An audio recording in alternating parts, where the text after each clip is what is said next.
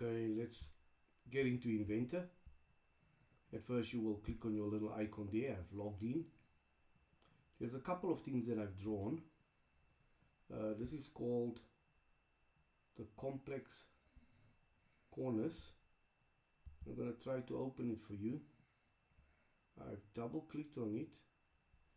For some reason it seems the path is not found. But let's go to New.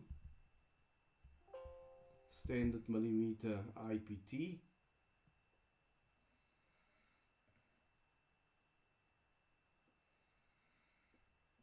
And click there on 2D sketch. Right on top. Look for the XY plane. And now you'll see that your basic toolbar will appear. Click on circle. Go to the center point. Click, move and click. Go to dimensions. Select. Click, move and click. Type in a dimension of 25 and click enter.